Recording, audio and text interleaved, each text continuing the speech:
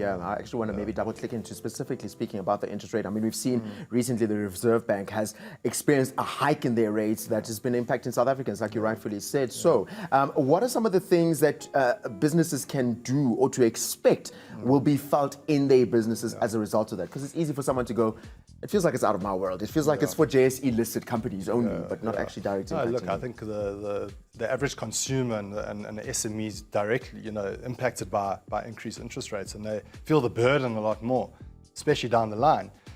But from an entrepreneurship sort of strategy perspective, I'd say office space. Look at your office space, look at your environment there. How can you best utilize what you have, or downscale if need be, or go flexible? That's where we come in and try and tap into free sort of value-added services that you can gain when going into sort of a co-working type setup. In terms of, a lot of the work that you will be doing is, at least that's what runs in my head, is kind of taking a business from where it is at and giving it the right tools to be able to take it where it can be. If you're looking into the future of what business, entrepreneurship is going to look like, especially with the digital age, especially with all the changes that the fourth industrial revolution is bringing in, does it feel like there's hope for SMEs, especially South African ones, where we are kind of a little bit slower on that digital transformation that we're seeing in our businesses? Look, I think more and more digital transformation is happening. It is slow, I agree with you, but I think there's certain sort of hubs where it's happening more. I think Nairobi is actually a good example of this, and I think if we could do more of what they're doing right, would stand in good stead. So I think from a tech perspective, there's a lot to be done, and I think more people are getting involved. But from an entrepreneurship perspective, there's just so much opportunity, like when things are tough, that's when the tough get going, so to speak. So I think there's good opportunity in this country, notwithstanding all the political challenges that we have. Absolutely. And also it's really hard for us to talk tech without talking about something that really prevents us from tech, which is load shedding.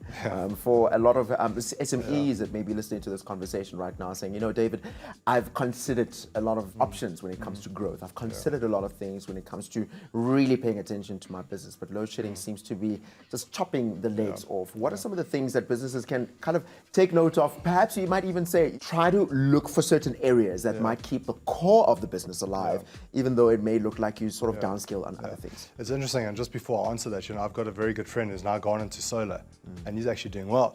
So again, with the crisis comes opportunity. And he's making a good go at it because he's entrepreneurial and he's smart and savvy and he's a hard worker. He's solving people's problems. Exactly. So business. It's interesting, but from a business perspective and cost-cutting perspective, you can go more satellite.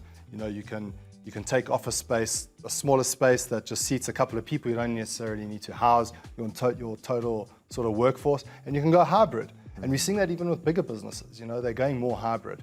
So there's a direct option there to navigate through that. And as I say, find other value that you can. And I think hybrid especially is something that a lot of businesses can take advantage of because it allows them to still be able to function as what they would without incurring the costs of the businesses as what it was. Absolutely. David, before we wrap up our time together, for a business person that is listening to this conversation and saying, man, I could do with that extra set of eyes, that extra ear, that extra thinking that your business provides, how can they get in touch with you? So just visit our website, tbeafrica.com, or rent at tbeafrica.com. You can email us and get in touch. I even see some of those mails coming through, so I might even reply personally. No, that's fantastic, David. Thank you so much for the work that you do. I think in a country like ours, entrepreneurship is something that's very pivotal, and I think empowering entrepreneurs to be able to feel like, man, there's hope for me. I'm being seen. I'm getting equipped as well, and made to look at different alternative options is something that is really great. And we're looking forward to the 10-year celebration. It's just around the corner. I'm sure it's going to be a fantastic one. Cheers. Awesome stuff. TMS fam, that's it that we have time for with David Seinker, who's joining us right here on the morning show. I actually wish we had a little bit more time to touch on so many other things that a lot of us might be able to relate with. As mentioned earlier, entrepreneurship is something that is absolutely pivotal in South Africa, considering the economic climate, but especially being able to have the right tools, have the right conversations with the right people to help us be able to grow it, to be able to scale it and survive this economic time we find ourselves in. We've got still so much more coming up right here on The Morning Show. Stay with us.